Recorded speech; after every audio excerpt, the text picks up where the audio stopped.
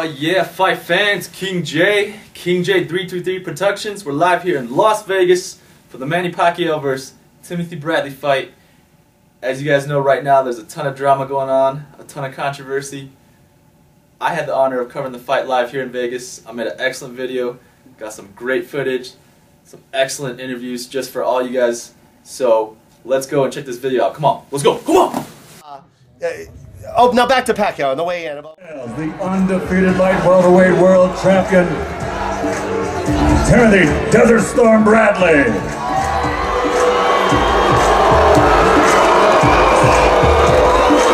£146.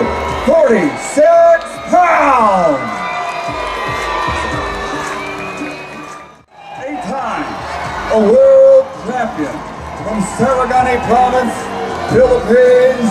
The reigning WBO welterweight champion of the world, Manny Pacquiao.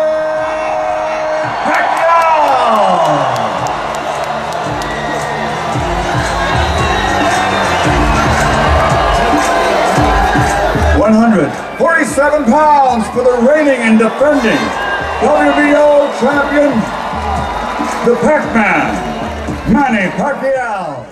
Legendary promoter Bob Arum, how you doing today, sir? Good. Now, we just saw Manny Pacquiao weigh in at a career high, 147 pounds. What does that mean exactly, in your opinion? It meant he ate breakfast and lunch before he weighed in.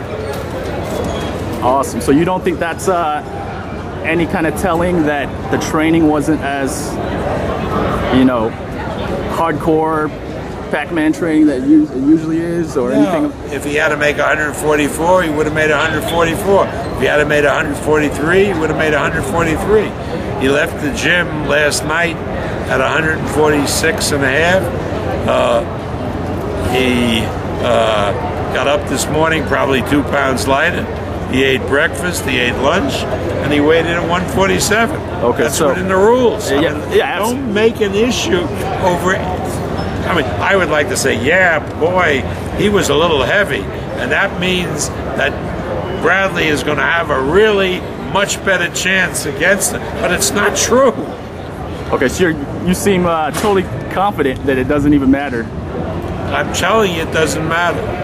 If it mattered, I would be the first one talking about it because it would sell more pay-per-view. Gotcha. Thank you so much, sir. Mr. Michael Buffer, how you doing today? I'm doing good. Okay, now we just saw, all of us just saw, obviously, Manny Pacquiao weighed at a career high, I believe, at 147. That's pretty shocking. It's pretty, you know, a lot of alarms go off, traditionally speaking. Obviously, Manny's a little different. He's a little special fighter. What's your honest thoughts, if you could share your thoughts about that? Yeah, I think a lot of people thought they both would come in around 43, 44 at the most. I think, you know, when you look at Bradley, obviously he has the muscle mass and the youth that can just, like, he build his body up, no problem. Manny, of course, being a former bantamweight world champion and, you know, 8 divisions now.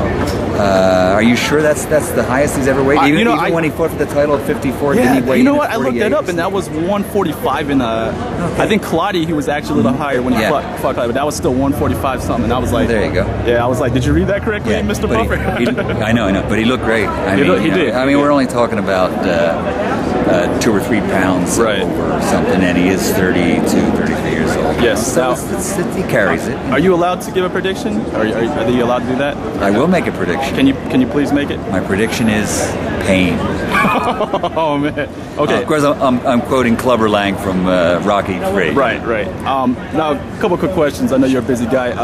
There's the urban legend is you coined the phrase. Actually, you own the rights to a legendary phrase. Let's get ready to rumble. Is that correct? You own that? You own the rights? It's a registered trademark. Okay, Federal, so trademark. Right. Urban legend is you get like some ridiculous like 6-figure check every time someone says that, or you said no. That's exaggerated. I wish that'd be great. But it's been a very financially successful trademark, and I'm very happy with the results. And now, was that obviously that was your idea to trademark that, yes. your concept, everything? Yeah, I mean, what happened was I give a lot of credit to a couple of guys in my past and that have been known the boxing. Of course, Sal Marciano was the broadcaster for ESPN boxing when I first started, top-ranked boxing on ESPN. And he used to say, well, we're ready to rumble from Resorts International in Atlantic City. We used to have a lot of fights there. And so, and of course, the great Muhammad Ali used to say, rumble, young man, rumble. I'm ready to rumble. I'm chopping wood. I'm, all that. So it's a phrase that was around it, for quite a few years. And I kind of fine-tuned it to, what you heard today. And that's, let's get ready to rumble.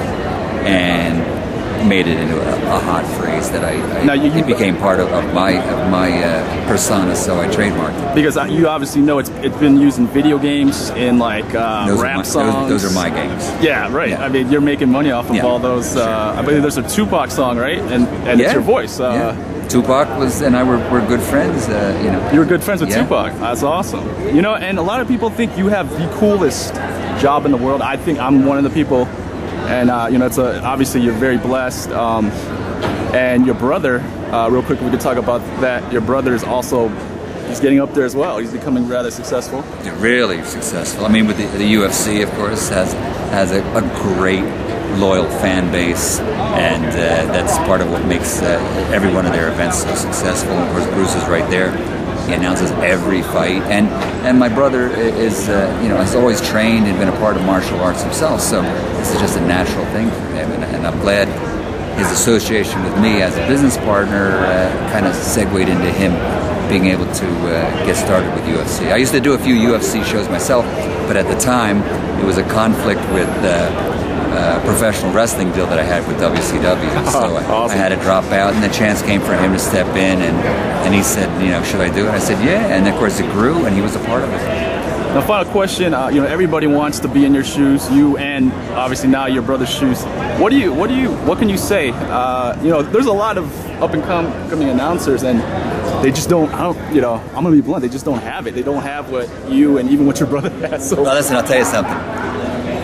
Myself and my brother, many years ago, or when we first started, we didn't have it either. So it's just a matter of things develop and things happen. And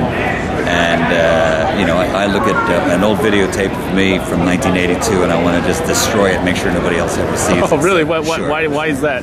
Because it was horrible. It was horrible. Yeah. So that was the. It's like any job. You learn to use a metaphor from boxing. You learn the ropes.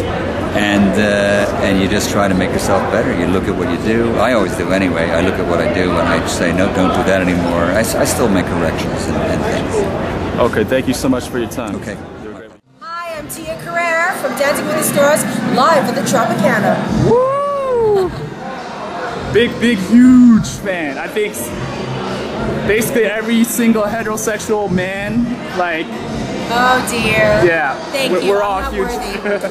Wayne's World, True Lies, the list goes on and on. Okay, so what big fight weekend, what does Manny Pacquiao mean? I love Manny Pacquiao. He embodies everything great about what it means to be Filipino. He represents his people well. I'm so proud to be a Filipino. And besides being an amazing fighter, he's an honorable man. And I'd love to see him win in every weight class. Okay, and what, a lot of women look up to you, young women, Asian, Pacific Islanders, all kinds of women.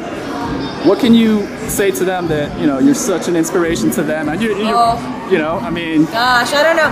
If I'm an inspiration to people, I'm just a human being that believed enough in herself to dare to venture forth. So, do what you want, do what you love, and you never work a day in your life, Just follow your dreams. It worked for me.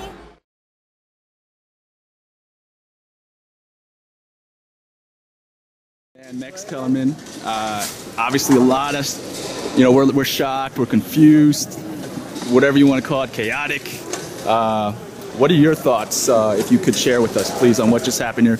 Pacquiao Bradley, obviously major upset, controversial decision. If you could share your thoughts with us, please. Normally, you'd have to watch HBO to get these kind of thoughts, or at least tune into 710 ESPN, Max and Marcellus in LA. There you go. There you go. And I'll be talking about it on Monday. But for Bleacher Report, I make an exception. There you go. Want to know my thoughts on the decision? Yes, please. I thought I had to fight 8-4 for Pacquiao. I felt I was being generous to Tim Bradley. I think any score between 11-1 Pacquiao and 8-4 Pacquiao is a good score. I'm really surprised that, as is Bob Arum, by the way. You know, usually, Bob's point, and Bob Arum and I don't often agree about this sort of thing, but is that usually you hear about a hometown decision, it makes sense. There's some kind of moneyed interest involved and some kind of corrupting influence, it makes sense. Right. This is baffling. Punch stat had Pacquiao landing many more punches, landing at a higher connect percentage, landing at more power punches. Ringside, virtually every reporter had Pacquiao by a wide margin. Bradley is not in his hometown here. Pacquiao, if anything, has a hometown advantage in Vegas, you'd think. The money is with Pacquiao, not with Bradley. The judges, Dwayne Ford is an excellent judge. Right. Jerry Roth is the only guy who got it right, kinda. He had the fight too close, but Dwayne Ford's an excellent judge. Had it for Bradley. I know some people on a certain side of the ring did have it for Bradley. Maybe at that angle, maybe, but the judges are at 3 different sides of the ring. I can't understand how Bradley gets this decision. And there were times in that fight where I felt a little embarrassed for Bradley because he's a good fighter, he's in his prime, he was fighting as hard as he could, and Pacquiao was kind of playing with him. And that made me feel like, I was proud of Bradley for fighting as hard as he did, but it was like, okay, well, this is what happens when a good fighter fights a great fighter. You know, he's outclassed. And it seemed to me that as tough as Bradley is, as hard as he fought, as many of the good things he showed about boxing, that he exemplifies in so many ways, he was just outclassed by a great fighter. Going into the ring, I was talking to people ringside, and we were talking about, look, this might make Pacquiao-Mayweather more likely to happen. Because if you're top ranked now, you're thinking, wow, off this performance, maybe Pacquiao has evened the odds a little bit with Mayweather. In recent years, it looked like Mayweather was pulling ahead, but now, look, maybe Pacquiao can do something with him. And then to hear Bradley won is shocking. So, you think there's going to be a rematch in November? Oh, there'll be a rematch in November. Okay, and then you brought up Mayweather. I wasn't going to bring that up, but since you brought that up, do you think Mayweather might look at this and say, hey, you know what? He lost. Now, you know, let me finish him off? Or will he say, no, that's my exit, that's my way of not, you know? No one knows boxing better than Floyd Mayweather. No one knows it better than him. So if he watches and sees that one guy should have won and the other guy got the decision, what does that really mean to him? Right. I mean, he may talk about it and he'll insult Pacquiao probably for losing, but in his estimation, I doubt he'll think that Bradley actually beat him. Okay, you know, final question. I really appreciate you, being very honest here. One of the number one things trending right now on Twitter is the hashtag RIP boxing, rest in peace boxing. Obviously that, that's a very bold consensus. Everyone's thinking, they're pretty much saying, hey, boxing's dead now. And, you're one of the faces of boxing that a lot of people trust, they look up to. We're all big boxing fans. What do you say about that when that's like the number one hashtag? I could tell you if you went back 100 years, so it's 1912, if there was Twitter, matter of fact, there's some Twitter accounts where they'll do like tweets from a certain year in the distant past, from 100 years ago, maybe from 1912, and just to show you what was going on in the world. If there were tweets in 1912, you know what would be trending after a bad decision? What's that? Or a no decision? RIP boxing. This has been trending on Twitter or some version of Twitter for 100 years now. And I just wish I had a dime for every time someone said something like that. But I mean, do you because you are one of the, I'm going to be very blunt here. You pretty much are the future. I mean, a lot of your colleagues are up there in age, so it's going to be you. It's going to be you. That's not coincidental. The reason so many in boxing are older is because boxing is an older sport because it dried up on broadcast network TV by the late 80s. So we have not done a good job as an industry of making new fans, new young fans. And so most of the people interested, or many of the people interested, are older. But boxing still has a thriving fan base. You go into any barbershop, at least black barbershop in the United States of America, and there are 3 topics all the time. It's boxing, the NBA, and hip-hop. And in that order, by the way. It's boxing for, I mean, you get the fight game talked about more than anything else. The Mexican and Mexican-American population in this country is boxing crazy. And, you know, and various other ethnicities on both coasts and even in the middle of the country are heavy into boxing. You have attractions up in Canada. Boxing's fine. This doesn't help. Do I, you know, am I proud of boxing when stuff like this happens? No. You know, but this is the reality of the sport that I love and I work in, and it's always been this way. It's never been any different. Even when boxing was super popular, there was corruption, there were bad decisions. I mean, this has always been part of the game. But I mean, you know, when we're gonna see you several years later, looking like Larry, you know, Harold, you know. Hold on. Do you know how many years later it's gonna take for me to look like that? But no, my point is, Larry was my height when he was my age. My point is this: when you do start looking like Larry, are you gonna come back to this night and be like, wow? No, do I think this is the night that killed boxing? No. By the way, it's not even the worst decision I've seen. It's in a way. What is the worst decision? Just real quick, if you. I mean, just in recent years, there was a judge. Okay, the Pernell Whitaker, right? You're going to pull something? Well, no, I'll forget it. I'll go to Paul Williams, Sergio Martinez. Their first fight, you could argue Williams won. It was a very close fight. But one judge gave Sergio 1 out of 11 rounds. 1 out of 11. Yeah. Joel Casamayor fought... Brian, who am I thinking of? That Casamayor got jobbed against. Or Casamayor got the BS decision against. Ask anyone ringside. Yeah, he got it. You're right. He got the decision. Got the I remember that against, fight. But he won the decision. But he won. But come on, he lost 10 rounds. Yeah, I mean, this is not the worst decision, but it's the most inscrutable decision I can remember. In that, as Bob Arum pointed out, it's not Bradley's hometown. He's not the guy who's selling tickets and worth a lot of money to everybody. You had at least, Dwayne Ford, one of the most respected judges in the world. So it's maybe not the worst decision I've ever seen, but it's the most inscrutable. It's the one that makes the least sense. So do you think that, there's always that negative connotation that, like, say the mob controlled boxing or, through fights, or, I mean, do you think that there's something corrupt inside? Deep within inside? Generally, I see a decision like this and my mind goes to corruption immediately. Mm-hmm. In this case, I can't imagine what that corruption is. Yeah. Someone come up with a conspiracy theory, but what adds up? Doesn't add up. Oh, you got to get going, so if you could just sum it up in your final words, I'll let you have the final word on tonight. Here's what you take away from this, and this is what I tell people all the time after bad decisions. Forget the decision. Make up your own mind. Did you enjoy the fight? It was a pretty good fight. You had a great fighter against a good fighter. Bradley never stopped trying. There were lots of punches exchanged. Most of us, almost everyone, felt that Pacquiao dominated. And so in your mind, when you see Pacquiao's record and they count the loss against Bradley, just ignore it. This is why I ignore bad decisions in sanctioning bodies. And enjoy the product itself and forget about what the officials have to say. What do they know? All right, thank you so much for taking the time, Max, and for your honesty and your wisdom. And like I said, you're going to be. It's going to be you. It's going to be you looking like Larry. So that's a major major compliment. All right. Thank you so much. Have a good night. Give thanks to God for everything, and thank you to all the media and the press. Because of you, we become popular. My name is.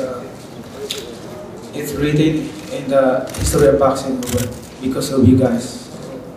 I give you credit and all things, and of course I give thanks to God for everything that He gave to me, and keep me safe and give me strength. Thank you.